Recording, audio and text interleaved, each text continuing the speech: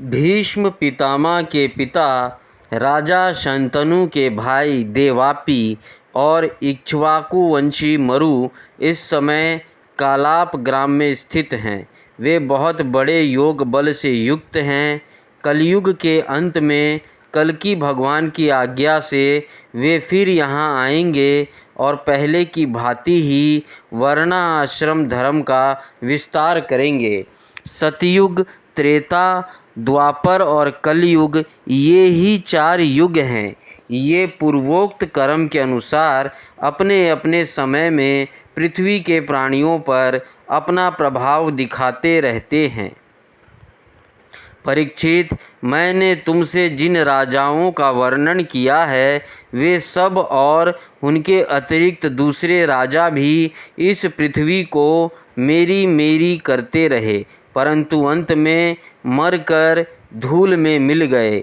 इस शरीर को भले ही कोई राजा कह ले, परंतु अंत में यह कीड़ा, विष्ठा अथवा राख के रूप में ही परिणित होगा, राख ही होकर रहेगा। इस शरीर के या इसके संबंधियों के लिए जो किसी भी प्राणी को सताता है वह ना तो अपना स्वार्थ जानता है और ना तो परमार्थ, क्योंकि प्राणियों को सताना तो नरक का द्वार है। वे लोग यही सोचा करते हैं कि मेरे दादा परदादा इस अखंड भूमंडल का शासन करते थे, अब यह मेरे अधीन किस प्रकार रहे और मेरे बाद मेरे बेटे पोते, मेरे वंशज किस प्रकार इसका उपभोग करे।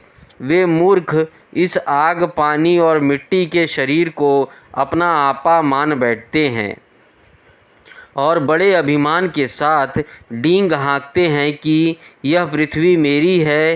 अंत में वे शरीर और पृथ्वी दोनों को छोड़कर स्वयं ही अदृश्य हो जाते हैं।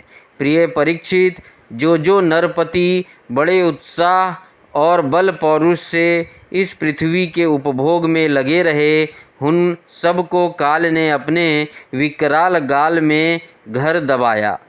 अब केवल इतिहास में उनकी कहानी ही शेष रह गई। 3रा अध्याय, राज्य, युग, धर्म और कलयुग के दोषों से बचने के उपाय। नाम संकीर्तन। श्री सुखदेव जी कहते हैं, परीक्षित, जब पृथ्वी देखती है कि राजा लोग मुझ पर विजय प्राप्त करने के लिए उतावले हो रहे हैं, तब वह हंसने लगती है और कहती है, कितने आश्चर्य की बात है कि ये राजा लोग जो स्वयं मौत के खिलौने हैं, मुझे जीतना चाहते हैं।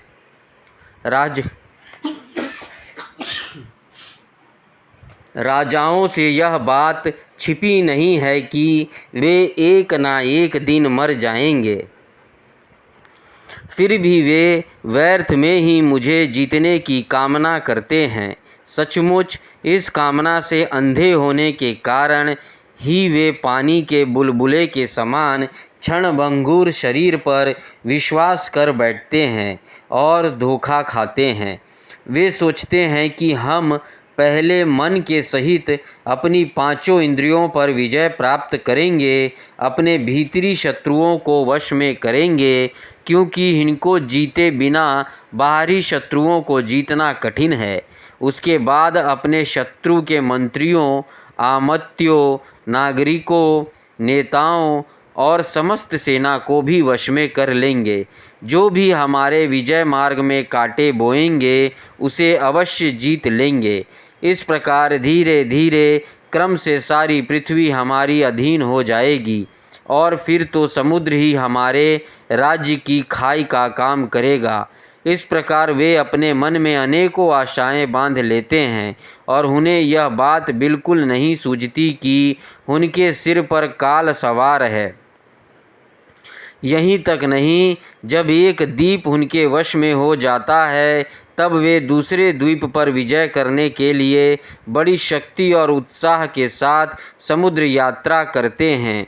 अपने मन को, इंद्रियों को वश में करके लोग मुक्ति प्राप्त करते हैं, परंतु ये लोग उनको वश में करके भी थोड़ा सा भूभाग ही प्राप्त करते हैं। इतने परिश्रम और आत्मसंयम का यह कितना तुच्छ फल है। परीक्षित, पृथ्वी कहती है कि बड़े बड़े मनु और उनके वीर पुत्र मुझे ज्यों क्यों त्यों छोड़कर जहाँ से आए थे वहीं खाली हाथ लौट गए, मुझे अपने साथ ना ले जा सके। अब ये मूर्ख राजा मुझे युद्ध में जीतकर वश में करना चाहते हैं। जिनके चित्त में यह बात दृढ़मूल हो गई है कि यह पृथ्वी मेरी है, उन दुष्टों के राज्य में मेरे लिए पिता पुत्र और भाई भाई भी आपस में लड़ बैठते हैं। वे परस्पर इस पर कहते हैं कि ओ मूढ़, यह सारी पृथ्वी मेरी ही है, तेरी नहीं। इस प्रकार राजा लोग एक दूसरे को कहते सुनते हैं, एक दूसरे से स्पर्धा करते हैं, मेरे लिए एक दूसरे को मारते हैं और स्वयं मर मिटते हैं। पृथु, पुरुरवा, गाधी, नहुष, भरत, सहस्त्रबाहु, अर्जुन, मानधाता, सगर, राम, खाटवांग, धुंधमार, रघु, तृणबिंदु, ययाति, शर्याति, शंतनु, गया, भगीरथ, कुवल्याश, ककुत्स्थ, नल, नृग, हिरण्याकश्यपु, वृत्तासुर, लोकद्रोही रावण, नमूची, शंबर, भौमासुर, हिरण्याक्ष और तारकासुर तथा और बहुत से दैत्य एवं शक्तिशाली नरपति हो गए। ये सब लोग सब कुछ समझते थे, शूर थे, सभी ने दिग्विजय में दूसरे को हरा दिया, किंतु दूसरे लोग इन्हें ना जीत सके, परंतु सब के सब मृत्यु के ग्रास बन गए। राजन, उन्होंने अपने पूरे अंतःकरण से मुझसे ममता की और समझा कि यह पृथ्वी मेरी है, परंतु विकराल काल ने उनकी लालसा पूरी ना होने दी। अब उनके बल, पौरुष और शरीर आदि का कुछ पता ही नहीं है, केवल उनकी कहानी मात्र शेष रह गई है। परीक्षित, संसार में बड़े बड़े प्रतापी और महान पुरुष हुए हैं, वे लोकों में अपने यश का विस्तार करके यहाँ से चल बसे। मैंने तुम्हें ज्ञान और वैराग्य का उपदेश करने के लिए ही उनकी कथा सुनाई है। यह सब वाणी का विलास मात्र है, इसमें परमार्थिक सत्य कुछ भी नहीं है। भगवान श्री कृष्ण का गुण अनुवाद समस्त अमंगलों को नाश करने वाला है। बड़े बड़े महात्मा उसी का गान करते रहते हैं। जो भगवान श्री कृष्ण के चरणों में अनन्य प्रेममयी भक्ति की लालसा रखता हो, उसे नित्य निरंतर भगवान के दिव्य गुण अनुवाद का ही श्रवण करते रहना चाहिए। राजा परीक्षित ने पूछा, भगवान, मुझे तो कलयुग में राशि राशि दोष ही दिखाई दे रहे हैं। उस समय लोग किस उपाय से उन दोषों का नाश करेंगे? इसके अतिरिक्त युगों का स्वरूप, उनके धर्म, कल्प की स्थिति और प्रलय काल के मान एवं सर्वव्यापक सर्वशक्तिमान भगवान के काल रूप का भी यथावत वर्णन कीजिए। श्री सुखदेव जी कहते हैं, परीक्षित, सतयुग में धर्म के 4 चरण होते हैं। वे चरण हैं सत्य, दया, तप और दान। उस समय के लोग पूरी निष्ठा के साथ अपने अपने धर्म का पालन करते हैं।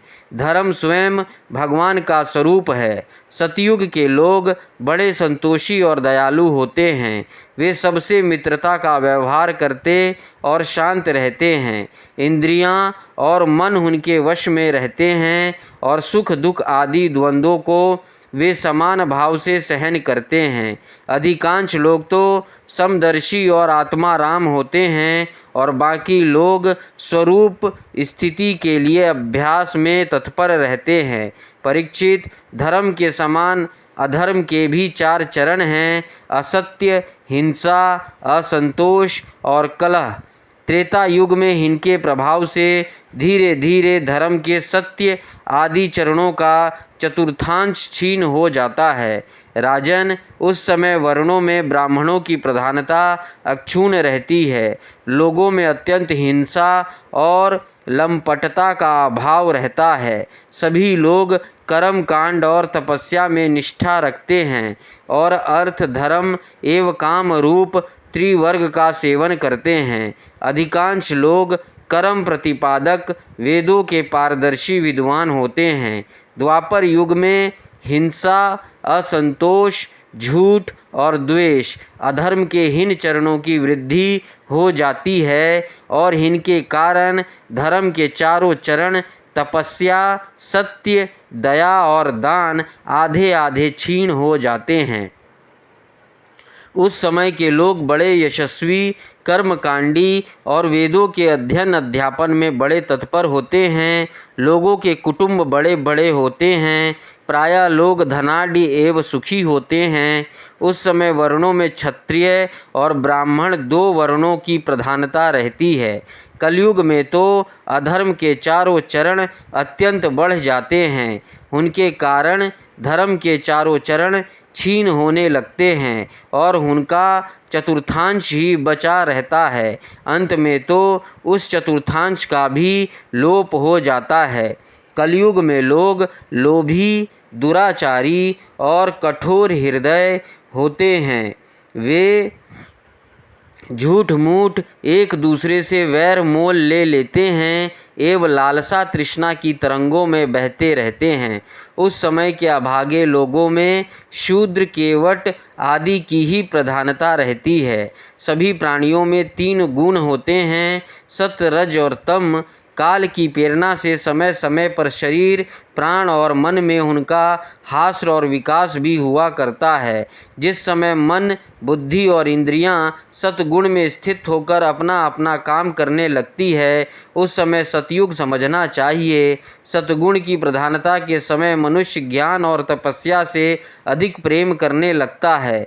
जिस समय मनुष्य की प्रवृत्ति और रुचि धर्म, अर्थ और लौकिक परलौकिक सुख भोगों की ओर होती है तथा शरीर, मन एवं इंद्रियां रजोगुण में स्थित होकर काम करने लगती है, बुद्धिमान परीक्षित समझना चाहिए कि उस समय त्रेता युग अपना काम कर रहा है।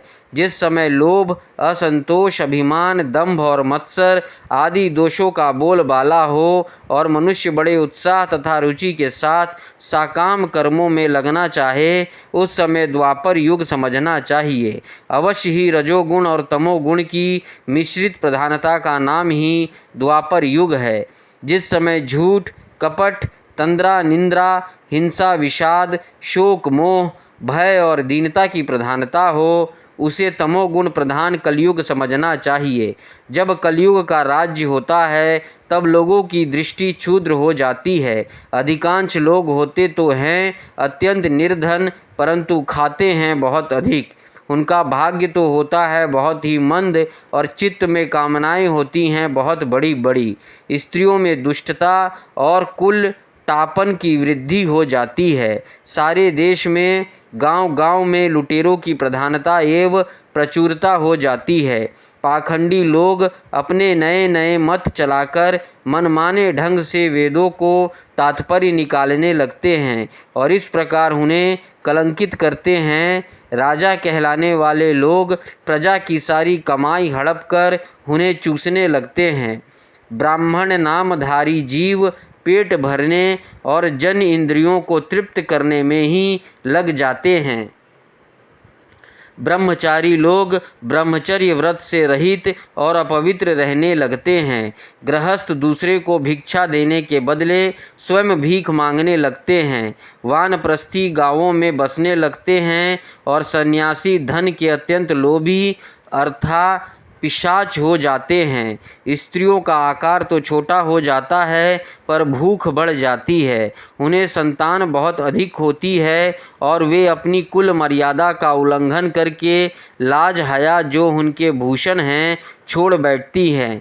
वे सदा सर्वदा कड़वी बातें कहती रहती हैं और चोरी तथा कपट में बड़ी निपुण हो जाती हैं। उनमें साहस भी बहुत बढ़ जाता है। व्यापारियों के हृदय अत्यंत क्षुद्र हो जाते हैं। वे कौड़ी कौड़ी से लिपटे रहते और छदाम छदाम के लिए धोखाधड़ी करने लगते हैं। और तो क्या, आपत्ति काल ना होने पर तथा धनी होने पर भी वे निम्न श्रेणी व्यापारियों को जिनकी सत्पुरुष निंदा करते हैं ठीक समझने और अपनाने लगते हैं। स्वामी चाहे सर्वश्रेष्ठ ही क्यों ना हो, जब सेवक लोग देखते हैं कि इसके पास धन दौलत नहीं रही तब उसे छोड़कर भाग जाते हैं। सेवक चाहे कितना ही पुराना क्यों ना हो, परंतु जब वह किसी विपत्ति में पड़ जाता है तब स्वामी उसे छोड़ देते हैं। और तो क्या, जब गाय बकेन हो जाती है, दूध देना बंद कर देती है, तब लोग उनका भी परित्याग कर देते हैं। प्रिय परीक्षित, कलयुग के मनुष्य बड़े ही लंपट हो जाते हैं। वे अपनी काम वासना को तृप्त करने के लिए ही किसी से प्रेम करते हैं। वे विषय वासना के वशीभूत होकर इतने दीन हो जाते हैं कि माता पिता, भाई बंधु और मित्रों को भी छोड़कर केवल अपनी साली और सालों से ही सलाह लेने लगते हैं। शूद्र तपस्वियों का वेश बनाकर अपना पेट भरते और दान लेने लगते हैं। जिन्हें धर्म का रत्ती भर भी ज्ञान नहीं है, वे ऊंचे सिंहासन पर विराजमान होकर धर्म का उपदेश करने लगते हैं। प्रिय परीक्षित, कलयुग की प्रजा सूखा पड़ने के कारण अत्यंत भयभीत और आतुर हो जाती है। एक तो दुर्भिक्ष और दूसरे शासकों की कर वृद्धि प्रजा के शरीर में केवल अस्थि पंचर और मन में केवल उद्वेग शेष रह जाता है। प्राण रक्षा के लिए रोटी का टुकड़ा मिलना भी कठिन हो जाता है। कलयुग में प्रजा शरीर ढकने के लिए वस्त्र और पेट की ज्वाला शांत करने के लिए रोटी, पीने के लिए पानी और सोने के लिए 2 हाथ जमीन से भी वंचित हो जाती है। उसे दाम्पत्य जीवन, स्नान और आभूषण पहनने तक की सुविधा नहीं रहती। लोगों की आकृति, प्रकृति और चेष्टाएं पिशाचों की सी हो जाती है। कलयुग में लोग अधिक धन की तो बात ही क्या, कुछ कौड़ियों के लिए आपस में वैर विरोध करने लगते और बहुत दिनों के सद्भाव तथा मित्रता को तिलांजलि दे देते हैं। इतना ही नहीं, वे दमड़ी दमड़ी के लिए अपने सगे संबंधियों तक की हत्या कर बैठते हैं और अपने प्रिय प्राणों से भी हाथ धो बैठते हैं। परीक्षित, कलयुग के क्षुद्र प्राणी केवल काम वासना की पूर्ति और पेट भरने की धुन में ही लगे रहते हैं। पुत्र अपने बूढ़े माँ बाप की भी रक्षा पालन पोषण नहीं करते, उनकी उपेक्षा कर देते हैं और पिता अपने निपुण से निपुण सब कामों में योग्य पुत्रों को भी परवाह नहीं करते, उन्हें अलग कर देते हैं। परीक्षित, श्री भगवान ही चराचर जगत के परम पिता और परम गुरु हैं। इंद्र, ब्रह्मा आदि त्रिलोकाधिपति उनके चरण कमलों में अपना सिर झुकाकर सर्वस्व समर्पण करते रहते हैं। उनका ऐश्वर्य अनंत है और वे एक रस अपने स्वरूप में स्थित हैं।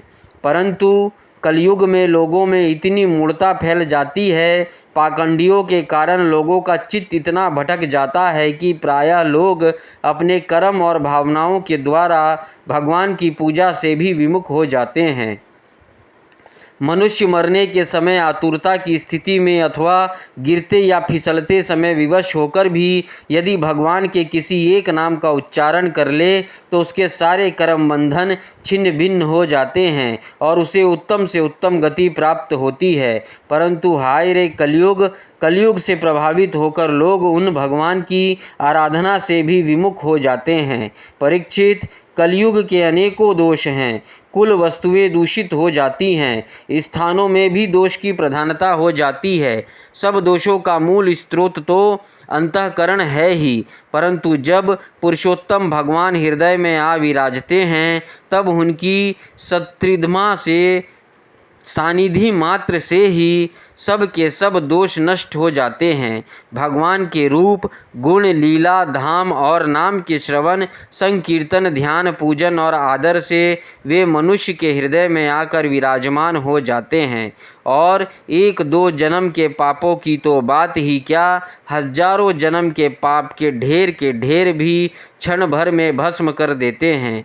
जैसे सोने के साथ संयुक्त होकर अग्नि उसके धातु संबंधी मलिनता आदि दोषों को नष्ट कर देती है, वैसे ही साधकों के हृदय में स्थित होकर भगवान विष्णु उनके अशुभ संस्कारों को सदा के लिए मिटा देते हैं। परीक्षित, विद्या, तपस्या, प्राणायाम, समस्त प्राणियों के प्रति मित्र भाव, तीर्थ स्नान, व्रत, दान और जप आदि किसी भी साधना से मनुष्य के अंतःकरण की वैसी वास्तविक शुद्धि नहीं होती जैसी शुद्धि भगवान पुरुषोत्तम के हृदय में विराजमान हो जाने पर होती है। परीक्षित, अब तुम्हारी मृत्यु का समय निकट आ गया है। अब सावधान हो जाओ।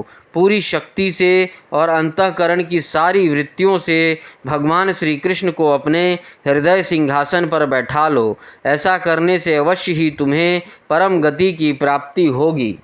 जो लोग मृत्यु के निकट पहुंच रहे हैं उन्हें सब प्रकार से परम ऐश्वर्यशाली भगवान का ही ध्यान करना चाहिए।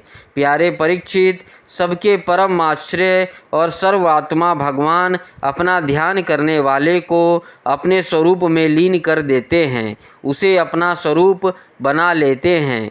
परीक्षित, यूँ तो कलयुग दोषों का खजाना है, परंतु इसमें एक बहुत बड़ा गुण है।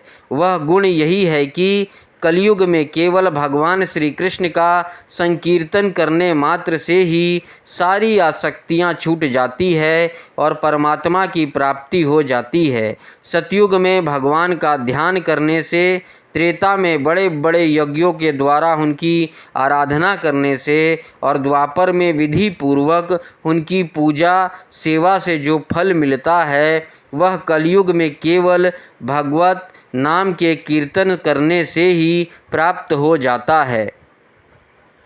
चौथा अध्याय, 4 प्रकार के प्रलय। श्री सुखदेव जी कहते हैं, परीक्षित, तीसरे स्कंद में परमाणु से लेकर द्विप्राद पर्यंत काल का स्वरूप और एक एक युग कितने कितने वर्षों का होता है यह मैं तुम्हें बतला चुका हूँ। अब तुम कल्प की स्थिति और उसके प्रलय का वर्णन भी सुनो।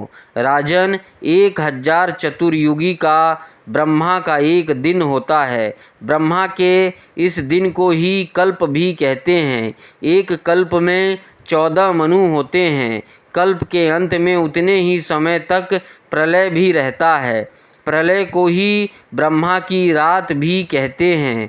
उस समय ये तीनों लोक लीन हो जाते हैं, उनका प्रलय हो जाता है। इसका नाम नैमित्तिक प्रलय है। इस प्रलय के अवसर पर सारे विश्व को अपने अंदर समेटकर लीन कर ब्रह्मा और तत्पश्चात शेषशायी भगवान नारायण भी शयन कर जाते हैं। इस प्रकार रात के बाद दिन और दिन के बाद रात होते होते जब ब्रह्मा जी की अपनी मान से 100 वर्ष की और मनुष्यों की दृष्टि में 2 प्रारार्ध की आयु समाप्त हो जाती है, तब महतत्व, अहंकार और पंच तन्मात्रा ये सातों प्रकृतियाँ अपने कारण मूल प्रकृति में लीन हो जाती है।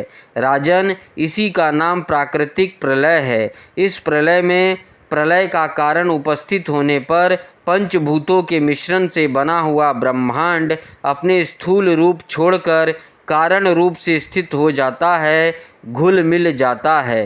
परीक्षित, प्रलय का समय आने पर 100 वर्ष तक मेघ पृथ्वी पर वर्षा नहीं करते, किसी को अन्न नहीं मिलता। उस समय प्रजा भूख प्यास से व्याकुल होकर एक दूसरे को खाने लगती है। इस प्रकार काल के उपद्रव से पीड़ित होकर धीरे धीरे सारी प्रजा क्षीण हो जाती है।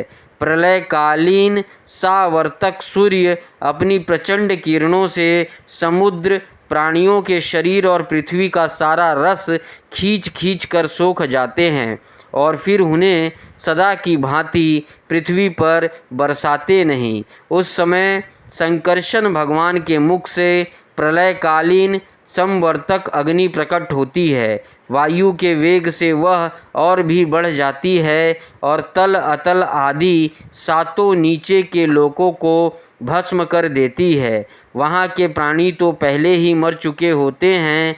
नीचे से आग की करारी लपटें और ऊपर से सूर्य की प्रचंड गर्मी। उस समय ऊपर नीचे चारों ओर यह ब्रह्मांड जलने लगता है और ऐसा जान पड़ता है मानो गोबर का उपला जलकर अंगारे के रूप में दहक रहा हो। इसके बाद प्रलयकालीन अत्यंत प्रचंड सामवर्तक वायु सैकड़ों वर्षों तक चलती रहती है।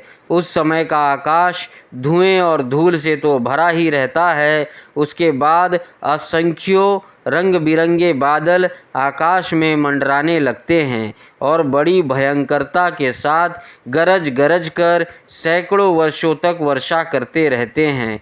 उस समय ब्रह्मांड के भीतर का सारा संसार एक समुद्र हो जाता है, सब कुछ जलमग्न हो जाता है। इस प्रकार जब जल प्रलय हो जाता है तब जल पृथ्वी के विशेष गुण गंध को ग्रस लेता है, अपने में लीन कर लेता है। गंध गुण के जल में लीन हो जाने पर पृथ्वी का प्रलय हो जाता है, वह जल में घुल मिलकर जल रूप बन जाती है। राजन, इसके बाद जल के गुण रस को तेजस तत्व ग्रस लेता है और जल नीरस होकर तेज में समा जाता है। तदनंतर वायु तेज के गुण रूप को ग्रस लेता है और तेज रूप रहित होकर वायु में लीन हो जाता है। अब आकाश वायु के गुण स्पर्श को अपने में मिला लेता है और वायु स्पर्शहीन होकर आकाश में शांत हो जाता है। इसके बाद तामस अहंकार आकाश के गुण शब्द को ग्रस लेता है और आकाश शब्दहीन होकर तामस अहंकार में लीन हो जाता है। इस प्रकार तेजस अहंकार इंद्रियों को और वैकारिक अहंकार इंद्रिय अधिष्ठात्र देवता और इंद्रियावृत्तियों को अपने में लीन कर लेता है। तत्पश्चात महतत्व अहंकार को और सत्य आदि गुणी महतत्व को ग्रस लेते हैं। परीक्षित, यह सब काल की महिमा है। उसी की प्रेरणा से अव्यक्त प्रकृति गुणों को ग्रस लेती है और तब केवल प्रकृति ही प्रकृति शेष रह जाती है। वही चराचर जगत का मूल कारण है। वह अव्यक्त अनादि अनंत नित्य और अविनाशी है। जब वह अपने कार्यों को लीन करके प्रलय के समय साम्यावस्था को प्राप्त हो जाती है तब काल के अवयव वर्ष मास दिन रात क्षण आदि के कारण उसमें परिणाम क्षय वृद्धि आदि किसी प्रकार के विकार नहीं होते। उस समय प्रकृति में स्थूल अथवा सूक्ष्म रूप से वायु मन सतगुण रजोगुण तमोगुण महतत्व आदि विकार प्राण बुद्धि इंद्रिय और उनके देवता आदि कुछ नहीं रहते। सृष्टि के समय रहने वाले लोकों की कल्पना और उनकी स्थिति भी नहीं रहती। उस समय स्वप्न जागृत और सुषिप्त ये तीन अवस्थाएं नहीं रहती। आकाश जल पृथ्वी वायु अग्नि और सूर्य भी नहीं रहते। सब कुछ सोए हुए के समान शून्य सा रहता है।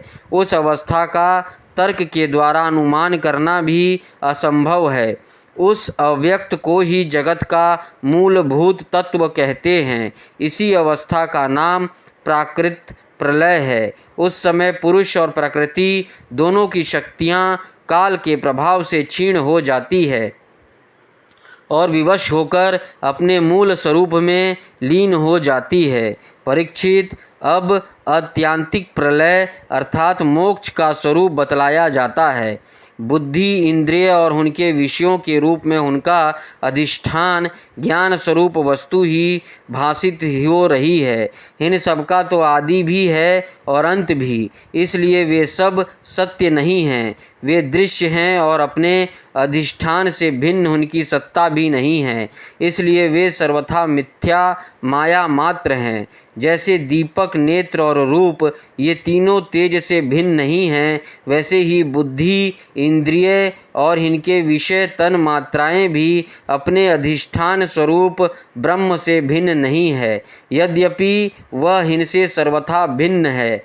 जैसे रज रूप अधिष्ठान में अध्यस्त सर्प अपने अधिष्ठान से पृथक नहीं है, परंतु अध्यस्त सर्प से अधिष्ठान का कोई संबंध नहीं है।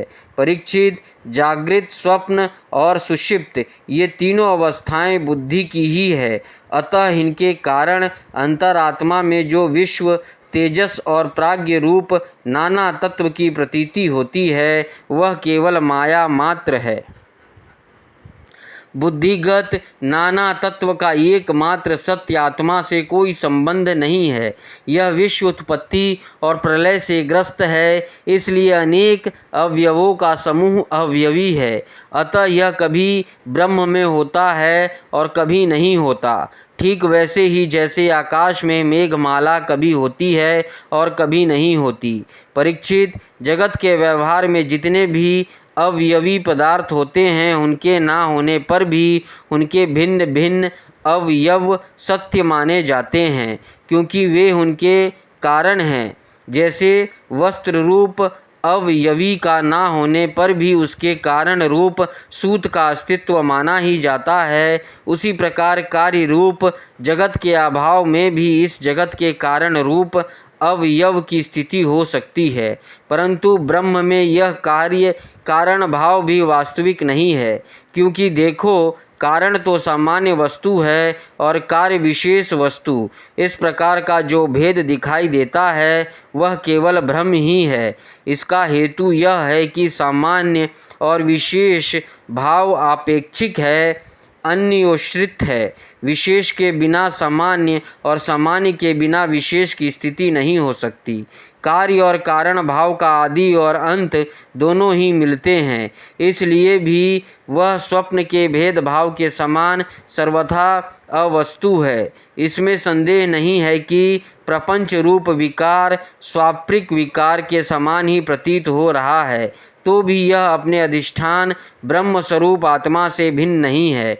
कोई चाहे भी तो आत्मा से भिन्न रूप में अणुमात्र भी इसका निरूपण नहीं कर सकता। यदि आत्मा से पृथक इसकी सत्ता मानी भी जाए तो यह भी चिद्रूप आत्मा के समान स्वयं प्रकाश होगा, और ऐसी स्थिति में वह आत्मा की भांति ही एक रूप सिद्ध होगा। परंतु इतना तो सर्वथा निश्चित है कि परमार्थ सत्य वस्तु में नाना तत्व नहीं है। यदि कोई अज्ञानी परमार्थ सत्य वस्तु में नाना तत्व स्वीकार करता है तो उसका वह मानना वैसे ही है जैसे महाआकाश और घटा आकाश का आकाश स्थित सूर्य और जल में प्रतिबिंबित सूर्य का तथा बाहरी वायु और आंतर वायु का भेद मानना। जैसे व्यवहार में मनुष्य एक ही सोने को अनेकों रूप में गढ़ गला कर तैयार कर लेते हैं और वह कंगन, कुंडल, कड़ा आदि अनेकों रूपों में मिलता है, इसी प्रकार व्यवहार में निपुण विद्वान लौकिक और वैदिक वाणी के द्वारा इंद्रिय अतीत आत्मा स्वरूप भगवान का भी अनेकों रूपों में वर्णन करते हैं। देखो ना, बादल सूर्य से उत्पन्न होता है और सूर्य से ही प्रकाशित, फिर भी वह सूर्य के ही अंश नेत्रों के लिए सूर्य का दर्शन होने में बाधक बन बैठता है। इसी प्रकार अहंकार भी ब्रह्मा से ही उत्पन्न होता है और ब्रह्मा से ही प्रकाशित होता है, और ब्रह्मा के अंश जीव के लिए ब्रह्म स्वरूप के साक्षात्कार में बाधक बन बैठता है। जब सूर्य से प्रकट होने वाला बादल तितर बितर हो जाता है, तब नेत्र अपने स्वरूप सूर्य का दर्शन करने में समर्थ होते हैं। ठीक वैसे ही जब जीव के हृदय में जिज्ञासा जगती है, तब आत्मा की उपाधि अहंकार नष्ट हो जाता है और उसे अपने स्वरूप का साक्षात्कार हो जाता है। प्रिय परीक्षित, जब जीव विवेक के खड्ग से मायामय अहंकार का बंधन काट देता है, तब यह अपने एक रस आत्मा स्वरूप के साक्षात्कार में स्थित हो जाता है। आत्मा की वह माया मुक्त वास्तविक स्थिति ही आत्यांतिक प्रलय कही जाती है। हे शत्रु दमन, तत्वदर्शी लोग कहते हैं कि ब्रह्मा से लेकर तिनके तक जितने प्राणी या पदार्थ हैं, सभी हर समय पैदा होते और मरते रहते हैं, अर्थात नित्य रूप से उत्पत्ति और प्रलय होता ही रहता है। संसार के परिणामी पदार्थ, नदी प्रवाह और दीप शिखा आदि क्षण क्षण बदलते रहते हैं। उनकी बदलती हुई अवस्थाओं को देखकर यह निश्चय होता है कि देह आदि भी काल रूप सोते के वेग में बहते बदलते जा रहे हैं, इसलिए क्षण क्षण में उनकी उत्पत्ति और प्रलय हो रहा है। जैसे आकाश में तारे हर समय चलते ही रहते हैं, परंतु उनकी गति स्पष्ट रूप से नहीं दिखाई पड़ती। वैसे ही भगवान के स्वरूप भूत अनादि अनंत काल के कारण प्राणियों की प्रतिक्षण होने वाली उत्पत्ति और प्रलय का भी पता नहीं चलता। परीक्षित, मैंने तुमसे 4 प्रकार के प्रलय का वर्णन किया।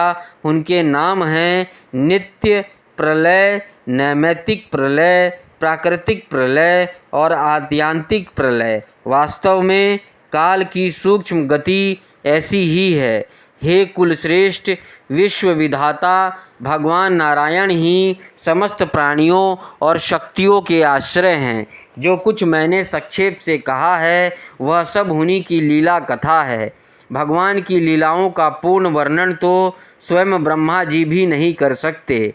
जो लोग अत्यंत दुस्तर संसार सागर से पार जाना चाहते हैं अथवा जो लोग अनेकों प्रकार के दुख दावानल से दग्ध हो रहे हैं, उनके लिए पुरुषोत्तम भगवान की लीला कथा रूप रस के सेवन के अतिरिक्त और कोई साधन, कोई नौका नहीं है। ये केवल लीला रसायन का सेवन करके ही अपना मनोरथ सिद्ध कर सकते हैं। जो कुछ मैंने तुम्हें सुनाया है यही श्रीमद् भागवत पुराण है। इसे सनातन ऋषि नर नारायण ने पहले देव ऋषि नारद को सुनाया था और उन्होंने मेरे पिता महर्षि कृष्ण द्वैपायन को। महाराज, उन्हीं बद्री वन विहारी भगवान श्री कृष्ण द्वैपायन ने प्रसन्न होकर मुझे इस वेद तुल्य श्रीमद् भागवत संहिता का उपदेश किया। कुरुश्रेष्ठ, आगे चलकर जब शौनक आदि ऋषि नैमिषारण्य क्षेत्र में बहुत बड़ा सत्र करेंगे तब उनके प्रश्न करने पर पौराणिक वक्ता श्री सूत जी उन लोगों को इस संहिता का श्रवण कराएंगे।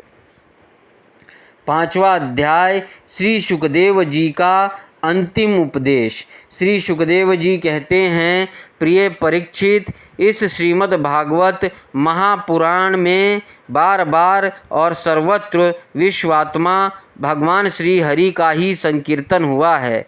ब्रह्मा और रुद्र भी श्री हरि से पृथक नहीं हैं। उन्हीं की प्रसाद लीला और क्रोध लीला की अभिव्यक्ति हैं। हे राजन, अब तुम यह पशुओं की सी अविवेकी मूलक धारणा छोड़ दो कि मैं मरूंगा। जैसे शरीर पहले नहीं था और अब पैदा हुआ और फिर नष्ट हो जाएगा, वैसे ही तुम भी पहले नहीं थे, तुम्हारा जन्म हुआ, तुम मर जाओगे, यह बात नहीं है। जैसे बीज से अंकुर और अंकुर से बीज की उत्पत्ति होती है, वैसे ही एक देह से दूसरे देह की और दूसरे देह से तीसरे की उत्पत्ति होती है। किंतु तुम ना तो किसी से उत्पन्न हुए हो और ना तो आगे पुत्र पौत्र आदिकों के शरीर के रूप में उत्पन्न होोगे। अजी, जैसे आग लकड़ी से सर्वथा अलग रहती है, लकड़ी की उत्पत्ति और विनाश से सर्वथा परे, वैसे ही तुम भी शरीर आदि से सर्वथा अलग हो। स्वप्न अवस्था में ऐसा मालूम होता है कि मेरा सिर कट गया है और मैं मर गया हूँ, मुझे लोग शमशान में जला रहे हैं, परंतु ये सब शरीर की ही अवस्थाएं दिखती है, आत्मा की नहीं। देखने वाला तो उन अवस्थाओं से सर्वथा परे है। जन्म और मृत्यु से रहित शुद्ध बुद्ध परम तत्व स्वरूप है। जैसे घड़ा फूट जाने पर आकाश पहले की ही भांति अखंड रहता है, परंतु घटा आकाश की निर्वृत्ति हो जाने से लोगों को ऐसा प्रतीत होता है कि वह महाआकाश से मिल गया है। वास्तव में तो वह मिला हुआ था ही। वैसे ही देहपात हो जाने पर ऐसा मालूम पड़ता है मानो जीव ब्रह्म हो गया। वास्तव में तो वह ब्रह्म था ही। उसकी अब्रह्मता तो प्रतीति मात्र थी। मन ही आत्मा के लिए शरीर, विषय और कर्मों की कल्पना कर लेता है और इस मन की सृष्टि करती है माया, अविद्या। वास्तव में माया ही जीव के संसार चक्र में पड़ने का कारण है।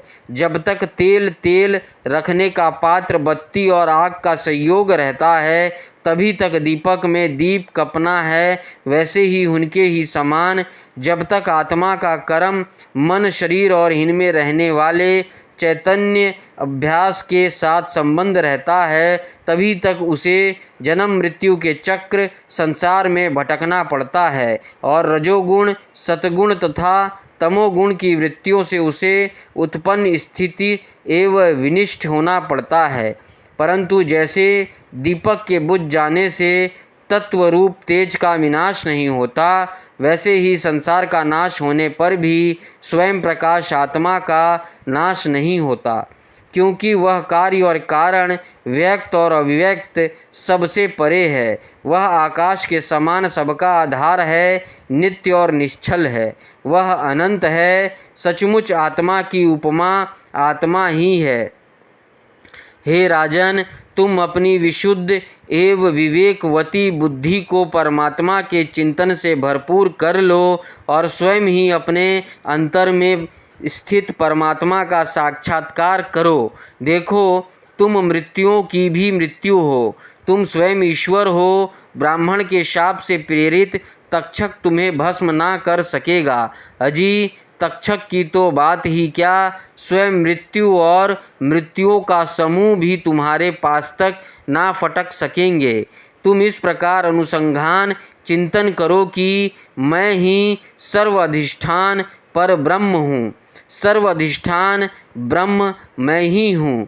इस प्रकार तुम अपने आप को अपने वास्तविक एक रस अनंत अखंड स्वरूप में स्थित कर लो। उस समय अपनी विषैली जीभ लपलपाता हुआ, अपने होठों के कोने चाटता हुआ तक्षक आए और अपने विषपूर्ण मुखों से तुम्हारे पैरों में डस ले, कोई परवाह नहीं।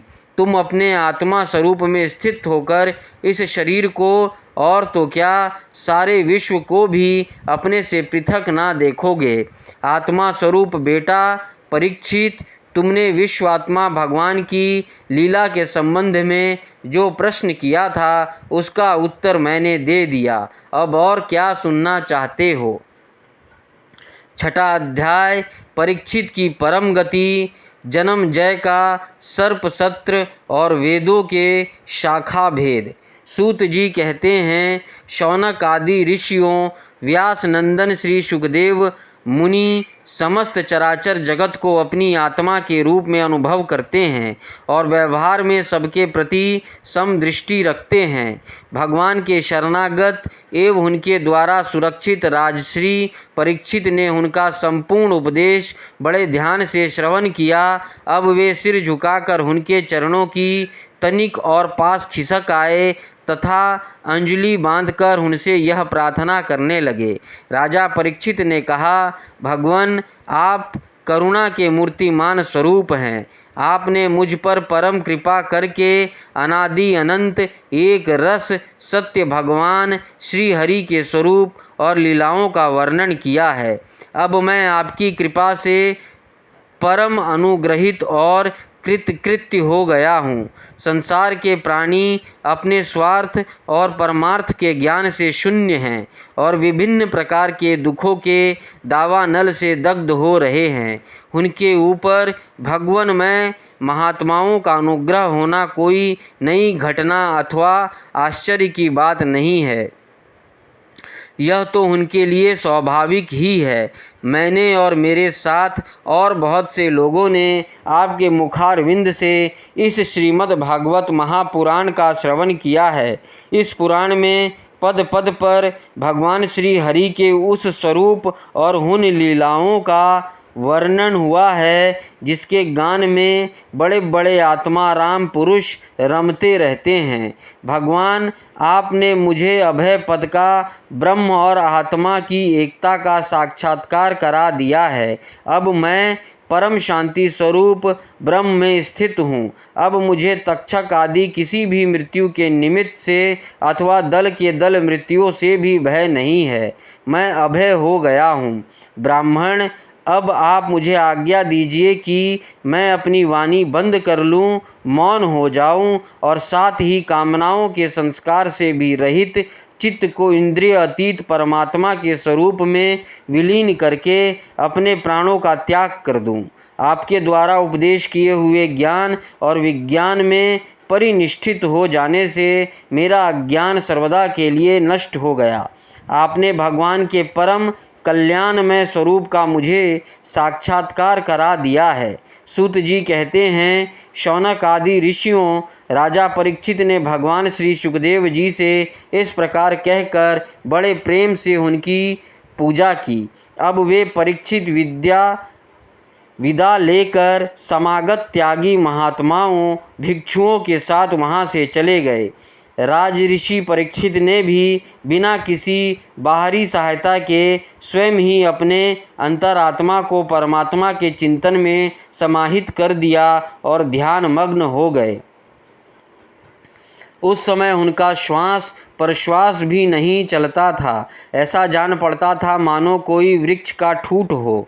उन्होंने गंगा जी के तट पर कुशों को इस प्रकार बिछा रखा था जिसमें उनका अग्रभाग पूर्व की ओर हो और उन पर स्वयं उत्तर मुँह होकर बैठे हुए थे। उनकी आसक्ति और संशय तो पहले ही मिट चुके थे। अब वे ब्रह्म और आत्मा की एकता रूप महायोग में स्थित होकर ब्रह्म स्वरूप हो गए। शौनक आदि ऋषियों मुनि कुमार श्रृंगी ने क्रोधित होकर परीक्षित को शाप दे दिया था। अब उनका भेजा हुआ तक्षक सर्प राजा परीक्षित को डसने के लिए उनके पास चला। रास्ते में उसने कश्यप नाम के एक ब्राह्मण को देखा। कश्यप ब्राह्मण सर्प विष की चिकित्सा करने में बड़े निपुण थे। तक्षक ने बहुत सा धन देकर कश्यप को वहाँ से लौटा दिया। उन्होंने राजा के पास ना जाने दिया और स्वयं ब्राह्मण के रूप में छिपकर, क्योंकि वह इच्छा अनुसार रूप धारण कर सकता था, राजा परीक्षित के पास गया और उन्हें डस लिया। राजऋषि परीक्षित तक्षक के डसने के पहले ही ब्रह्म में स्थित हो चुके थे। अब तक्षक के विष की आग से उनका शरीर सबके सामने ही जलकर भस्म हो गया। पृथ्वी आकाश और सब दिशाओं में बड़े जोर से हाय हाय की ध्वनि होने लगी। देवता असुर मनुष्य आदि सब के सब परीक्षित की यह परम गति देखकर विस्मित हो गए। देवताओं की दुदुम्बियाँ अपने आप बज उठी। गंधर्व और अप्सराएं गान करने लगी। देवता लोग साधु साधु के नारे लगाकर पुष्पों की वर्षा करने लगे। जब जन्मजय ने सुना कि तक्षक ने मेरे पिताजी को डस लिया है तो उसे बड़ा क्रोध हुआ। अब वह ब्राह्मणों के साथ विधि पूर्वक सर्पों का अग्नि कुंड में हवन करने लगा। तक्षक ने देखा कि जन्मजय के सर्प सत्र की प्रज्वलित अग्नि में बड़े बड़े महासर्प भस्म होते जा रहे हैं। तब वह अत्यंत भयभीत होकर देवराज इंद्र की शरण में गया। बहुत सर्पों के भस्म होने पर भी तक्षक न आया। यह देखकर परीक्षित नंदन राजा जन्मजय ने ब्राह्मणों से कहा कि ब्राह्मणों, अब तक सर्पाधम तक्षक क्यों नहीं भस्म हो रहा है? ब्राह्मणों ने कहा, राजेंद्र, तक्षक इस समय इंद्र की शरण में चला गया है और वे उसकी रक्षा कर रहे हैं। उन्होंने ही तक्षक को स्तंभित कर दिया है, इसी से वह अग्निकुंड में गिरकर भस्म नहीं हो रहा है। परीक्षित नंदन जन्मजय बड़े ही बुद्धिमान और वीर थे।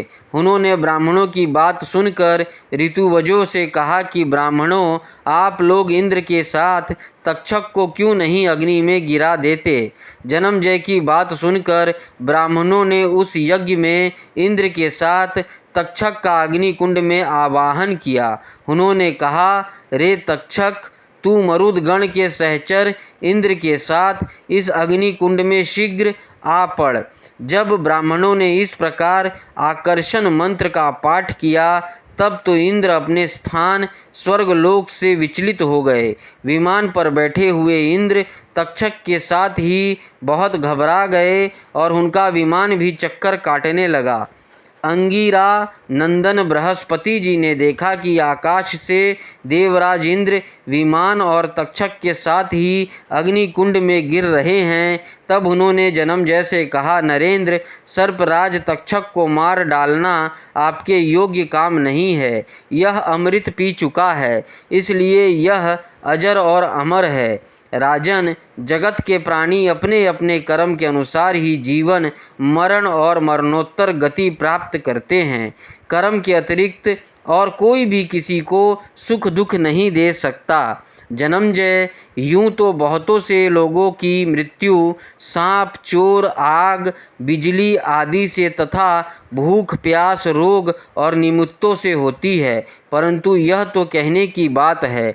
वास्तव में तो सभी प्राणी अपने प्रारब्ध कर्म का ही उपभोग करते हैं। राजन, तुमने बहुत से निरपराध सर्पों को जला दिया है। इस अभिचार यज्ञ का फल केवल प्राणियों की हिंसा ही है, इसलिए इसे बंद कर देना चाहिए, क्योंकि जगत के सभी प्राणी अपने अपने प्रारब्ध कर्म का ही भोग कर रहे हैं।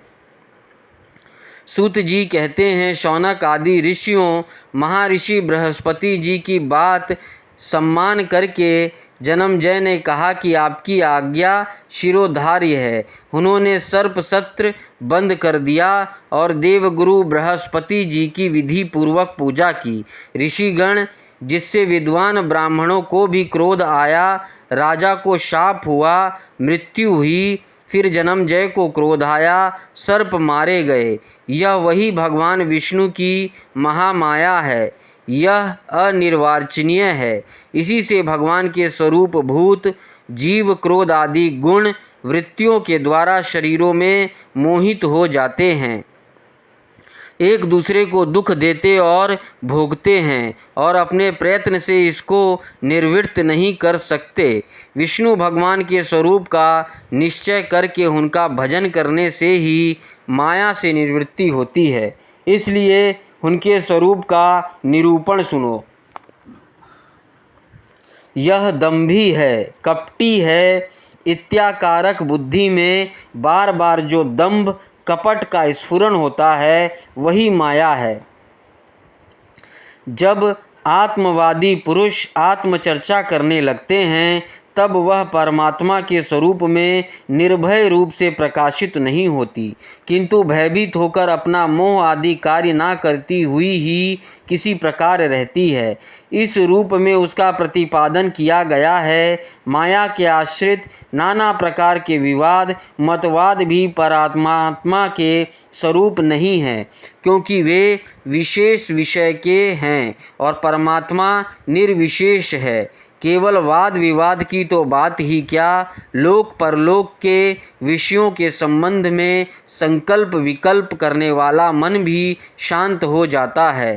कर्म, इसके संपादन की सामग्री और उनके द्वारा साध्य कर्म, इन तीनों से अन्वित अहंकारात्मक जीव, यह सब जिसमें नहीं है, वह आत्मा स्वरूप परमात्मा ना तो कभी किसी के द्वारा बाधित होता है और ना तो किसी का विरोधी ही है।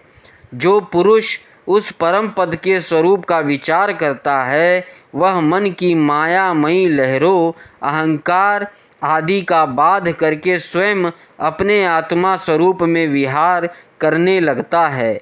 जो मुमुक्षु एवं विचारशील पुरुष परम पद के अतिरिक्त वस्तु का परित्याग करते हुए नेति नेति के द्वारा उसका निषेध करके ऐसी वस्तु प्राप्त करते हैं जिसका कभी निषेध नहीं हो सकता और ना तो कभी त्याग ही, वही विष्णु भगवान का परम पद है।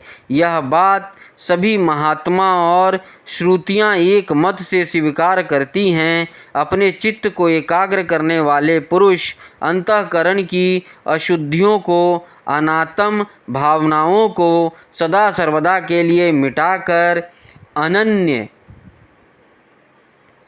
प्रेम भाव से परिपूर्ण हृदय के द्वारा उसी परम पद का आलिंगन करते हैं और उसी में समा जाते हैं।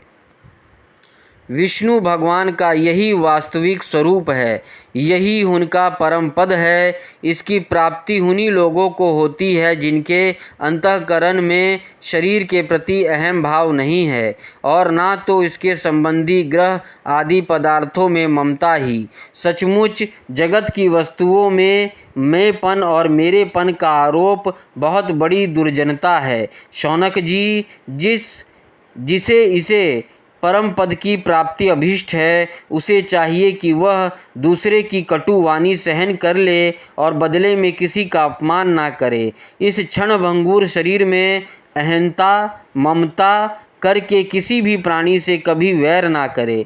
भगवान श्री कृष्ण का ज्ञान अनंत है। उन्हीं के चरण कमलों के ध्यान से मैंने इस श्रीमद् भागवत महापुराण का अध्ययन किया है। मैं अब उन्हीं को नमस्कार करके यह पुराण समाप्त करता हूँ। शौनक जी ने पूछा, साधु शिरोमणि सूत जी, वेद व्यास जी के शिष्य पेल आदि महर्षि बड़े महात्मा और वेदों के आचार्य थे। उन लोगों ने कितने प्रकार से वेदों का विभाजन किया, यह बात आप कृपा करके हमें सुनाइए। सूत जी ने कहा, ब्राह्मण, जिस समय परमेष्ठी ब्रह्मा जी पूर्व सृष्टि का ज्ञान संपादन करने के लिए एकाग्र चित्त हुए, उस समय उनके हृदय आकाश से कंठ तालु आदि स्थानों के संकर्ष से रहित एक अत्यंत विलक्षण अनाहत नाद प्रकट हुआ। जब जीव अपनी मनोवृत्तियों को रोक लेता है तब उसे भी उस अनाहत नाद का अनुभव होता है। शौनक जी, बड़े बड़े योगी उसी अनाहत नाद की उपासना करते हैं और उसके प्रभाव से अंतःकरण के द्रव्य, अधिभूत, क्रिया, अध्यात्म और कारक यानी अधिदेव रूप मल को नष्ट करके वह परम गति रूप मोक्ष प्राप्त कर लेते हैं, जिसमें जन्म मृत्यु रूप संसार चक्र नहीं है। उसी अनाहत नाद से अकार, उमकार और मकार रूप 3 मात्राओं से युक्त ओमकार प्रकट हुआ। इस ओमकार की शक्ति से ही प्रकृति अव्यक्त से व्यक्त रूप में परिणित हो जाती है। ओमकार स्वयं भी अव्यक्त एवं अनादि है और परमात्मा स्वरूप होने के कारण स्वयं प्रकाश भी है।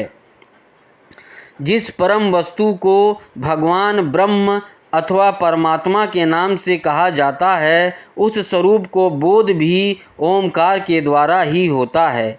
जब श्रवण इंद्रियों की शक्ति लुप्त हो जाती है तब भी इस ओमकार को समस्त अर्थों को प्रकाशित करने वाले स्फोट तत्व को जो सुनता है और सुषिप्त एवं समाधि अवस्था में सबके अभाव को भी जानता है, वही परमात्मा का विशुद्ध स्वरूप है। वही ओमकार परमात्मा से हृदय आकाश में प्रकट होकर वेद रूपा वाणी को अभिव्यक्त करता है। ओमकार अपने आश्रय परमात्मा पर ब्रह्म का साक्षात वाचक है और ओमकार ही संपूर्ण मंत्र, उपनिषद और वेदों का सनातन बीज है। शौनक जी, ओमकार के 3 वर्ण हैं, अ, उ और म। ये ही तीनों वर्ण सत्य, रज और तम हैं।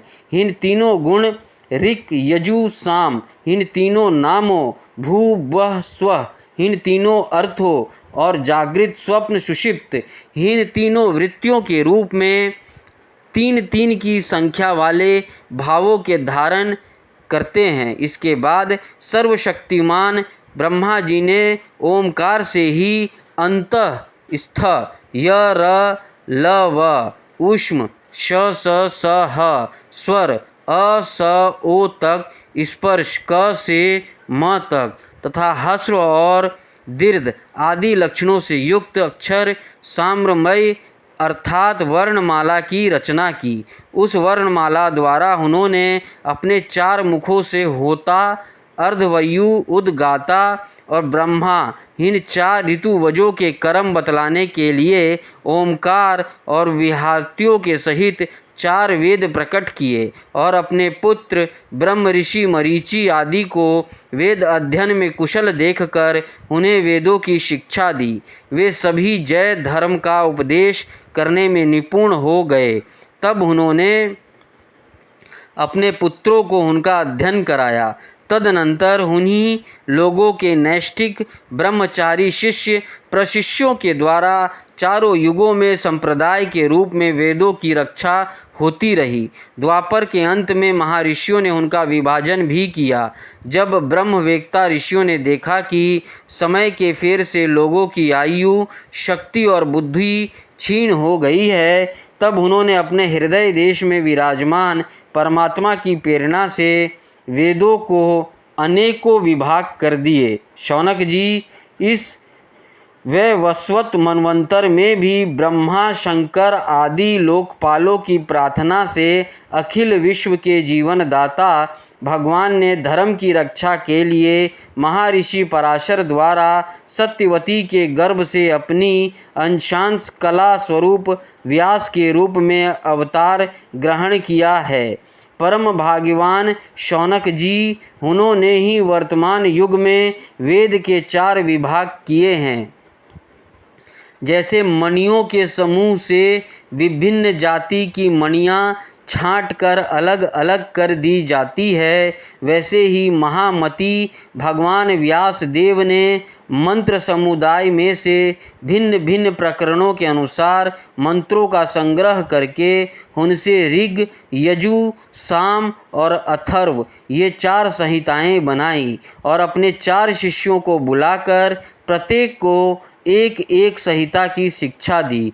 उन्होंने ब्रह्मवृक्ष नाम की पहली ऋग संहिता, पेल को निगद नाम की दूसरी यजु संहिता, वैशंपायन को साम श्रुतियों की छंदोग संहिता, जैमिनी को और अपने शिष्य सुमंत को अर्थविहांग संहिता का अध्ययन कराया। शौनक जी, पेल मुनि ने अपनी संहिता के 2 विभाग करके एक का अध्ययन इंद्रप्रमिति को और दूसरे को बाष्कल को कराया। बाष्कल ने भी अपनी शाखा के 4 विभाग करके उन्हें अलग अलग अपने शिष्य बोध, याज्ञवल्क्य, पराशर और अग्निमित्र को पढ़ाया।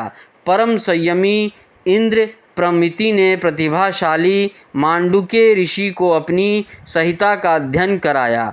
मांडुक्य के शिष्य थे देवमित्र, उन्होंने सौभरी आदि ऋषियों को वेदों का अध्ययन कराया।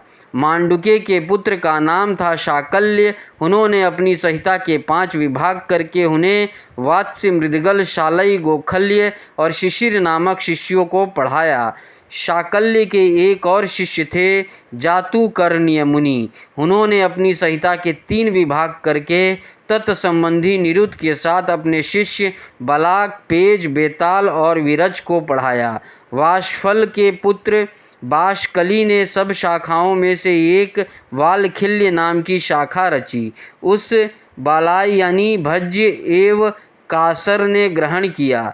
हीन ब्रह्म ऋषियों ने पूर्वोक्त संप्रदाय के अनुसार ऋग्वेद संबंधी ब्रह्मवृक्ष शाखाओं को धारण किया। जो मनुष्य यह वेदों के विभाजन का इतिहास श्रवण करता है वह सब पापों से छूट जाता है। शौनक जी, वैशंपायन के कुछ शिष्यों का नाम था चरकाध्वर्यु। इन लोगों ने अपने गुरुदेव के ब्रह्म हत्या जनित पाप का प्रायश्चित करने के लिए एक व्रत का अनुष्ठान किया, इसलिए इनका नाम चरकाध्वर्यु पड़ा। वैशंपायन के एक शिष्य याज्ञवल्क्य मुनि भी थे, उन्होंने अपने गुरुदेव से कहा, अहो भगवान, ये चरकाध्वर्यु ब्राह्मण तो बहुत ही थोड़ी शक्ति रखते हैं, इनके व्रत पालन से लाभ ही कितना है। मैं आपके प्रायश्चित के लिए बहुत ही कठिन तपस्या करूँगा। याज्ञवल्क्य मुनि की यह बात सुनकर वैशंपायन मुनि को क्रोध आ गया। उन्होंने कहा, बस बस चुप रहो, तुम्हारे जैसे ब्राह्मणों का अपमान करने वाले शिष्य की मुझे कोई आवश्यकता नहीं है। देखो, अब तक तुमने मुझसे जो कुछ अध्ययन किया है उसका शीघ्र से शीघ्र त्याग कर दो और यहाँ से चले जाओ। याज्ञवल्क्य जी देवरात के पुत्र थे, उन्होंने गुरु जी की आज्ञा पाते ही उनके पढ़ाए हुए यजुर्वेद का वमन कर दिया और वे वहाँ से चले गए। जब मुनियों ने देखा कि याज्ञवल्क्य ने तो यजुर्वेद का वमन कर दिया, तब उनके चित्त में इस बात के लिए बड़ा लालच हुआ कि हम लोग किसी प्रकार इसको ग्रहण कर ले, परंतु ब्राह्मण होकर उगले हुए मंत्रों को ग्रहण करना अनुचित है। ऐसा सोचकर वे तितर बन गए और उस संहिता को चुग लिया। इसी से यजुर्वेद की वह परम रमणीय शाखा तैत्तरीय के नाम से प्रसिद्ध हुई। शौनक जी, अब याज्ञवल्क्य ने सोचा कि मैं इस ऐसी श्रुतियाँ प्राप्त करूं जो मेरे गुरु जी के पास भी ना हो। इसके लिए वे सूर्य भगवान का उपस्थान करने लगे। याज्ञवल्क्य जी इस प्रकार उपस्थान करते हैं, मैं ओमकार स्वरूप भगवान सूर्य को नमस्कार करता हूँ। आप संपूर्ण जगत के आत्मा और काल स्वरूप हैं। ब्रह्मा से लेकर तृण पर्यंत जितने भी जरायुज, अंडवज, स्वदेज और उदीज 4 प्रकार के प्राणी हैं, उन सब के हृदय देश में और बाहर आकाश के समान व्याप्त रहकर भी आप उपाधि के धर्मों से असंग रहने वाले आदित्य भगवान ही हैं। आप ही क्षण, लव, निमेष आदि अवयवों से संघटित संवत्सरों के द्वारा एवं जल के आकर्षण विकर्षण आदान प्रदान के द्वारा समस्त लोकों की जीवन यात्रा चलाते हैं। प्रभु, आप समस्त देवताओं में श्रेष्ठ हैं। जो लोग प्रतिदिन तीनों समय वेद विधि से आपकी उपासना करते हैं, उनके सारे पाप और दुखों के बीजों को आप भस्म कर देते हैं। सूर्यदेव, आप सारी सृष्टि के मूल कारण एवं ऐश्वर्य के स्वामी हैं। इसलिए हम आपके इस तेजमय मंडल को पूरी एकाग्रता के साथ ध्यान करते हैं। आप सबके आत्मा और अंतर्यामी हैं। जगत में जितने चराचर प्राणी हैं, सब आपके ही आश्रित हैं। आप ही उनके अचेतन मन, इंद्रियों और प्राणों के प्रेरक हैं। यह लोक प्रतिदिन अंधकार रूप अजगर के विकराल मुंह में पड़कर अचेत और मुर्दा सा हो जाता है। आप परम कारण स्वरूप हैं, इसलिए कृपा करके अपनी दृष्टि मात्र से ही इसे सचेत कर देते हैं और परम कल्याण के साधन समय समय के धर्म अनुष्ठानों में लगाकर आत्मा विमुख करते हैं। जैसे राजा दुष्टों को भयभीत करता हुआ अपने राज्य में विचरण करता है, वैसे ही आप चोर, जार आदि दुष्टों को भयभीत करते हुए विचरते रहते हैं। चारों ओर सभी दिक्पाल स्थान स्थान पर अपनी कमल की कली के समान अंजलियों से आपका उपहार समर्पित करते हैं। भगवान, आपके दोनों चरण कमल तीनों लोकों के गुरु सदृश महान अनुभवों से भी वंदित हैं। मैंने आपके युगल चरण कमलों की इसलिए शरण ली है कि मुझे ऐसे यजुर्वेद की प्राप्ति हो जो अब तक किसी को ना मिला हो। सूत जी कहते हैं, शौनक आदि ऋषियों, जब याज्ञवल्क्य मुनि ने भगवान सूर्य की इस प्रकार स्तुति की, तब वे प्रसन्न होकर उनके सामने अश्व रूप से प्रकट हुए और उन्हें यजुर्वेद के उन मंत्रों का उपदेश किया जो अब तक किसी को प्राप्त ना हुए थे। इसके बाद याज्ञवल्क्य मुनि ने यजुर्वेद के असंख्य मंत्रों से उसकी 15 शाखाओं की रचना की। वही वाजसनेय शाखा के नाम से प्रसिद्ध है। उन्हें कणव, मंध्यादिनी आदि ऋषियों ने ग्रहण किया। यह बात मैं पहले ही कह चुका हूँ कि महर्षि श्री कृष्ण द्वैपायन ने जैमिनी मुनि को साम संहिता का अध्ययन कराया। उनके पुत्र थे सुमंत मुनि और पौत्र थे सुनवान। जैमिनी मुनि ने अपने पुत्र और पौत्र को एक एक संहिता पढ़ाई। जैमिनी मुनि के एक शिष्य का नाम था सुकर्मा। वह एक महान पुरुष था। जैसे एक वृक्ष में बहुत सी डालियाँ होती है, वैसे ही सुकर्मा ने सामदेव की 1000 संहिताएँ बना दी। सुकर्मा के शिष्य कौशल देश निवासी हिरण्यनाभ, पौशंची और ब्रह्मवेत्ताओं में श्रेष्ठ अवेंत्य ने उन शाखाओं को ग्रहण किया। पौशंची और आवंत्य के 500 शिष्य थे। वे उत्तर दिशा के निवासी होने के कारण औदिच्य सामवेदी कहलाते थे। उन्हीं को प्राच्य सामवेदी भी कहते हैं। उन्हें एक एक संहिता का अध्ययन किया। पौशंची के और भी शिष्य थे, लोगाक्षी, मांगली, कुल्य, कुसीद और कुक्षी। इसमें से प्रत्येक ने 100 संहिताओं का अध्ययन किया। हिरण्यनाभ का शिष्य था कृत और उसने अपने शिष्यों को 24 संहिताएँ पढ़ाई। शेष संहिताएँ परम संयमी अवंश ने अपने शिष्यों को दी। इस प्रकार सामवेद का विस्तार हुआ। 7वां अध्याय अथर्ववेद की शाखाएं और पुराणों के लक्षण। सूत जी कहते हैं, शौनक आदि ऋषियों, मैं कह चुका हूँ कि अथर्ववेद के ज्ञाता सुमंत मुनि थे। उन्होंने अपनी संहिता अपने प्रिय शिष्य कबध को पढ़ाई। कबध ने उसी संहिता को 2 भाग करके पथ्य और वेद दर्श का उसका अध्ययन कराया। वेद दर्श के 4 शिष्य हुए, शौलक्यानी, ब्रह्मबली, मोदोश और पिप्लयानी। अब पथ्य के शिष्यों के नाम सुनो। शौनक जी, पथ्यक के 3 शिष्य थे, कुमद, शुनक और अथर्ववेत्ता जांजलि। अंगिरा गोत्रोत्पन्न शूनक के 2 शिष्य थे, बभ्रू और सैंधवायन। उन लोगों ने 2 संहिताओं का अध्ययन किया। अथर्ववेद के आचार्यों में इनके अतिरिक्त सैंधवायन आदि शिष्य, सावर्ण्य आदि तथा नक्षत्र, कल्प, शांति, कश्यप, अंगिरास आदि कई विद्वान और भी हुए। अब मैं तुम्हें पौराणिकों के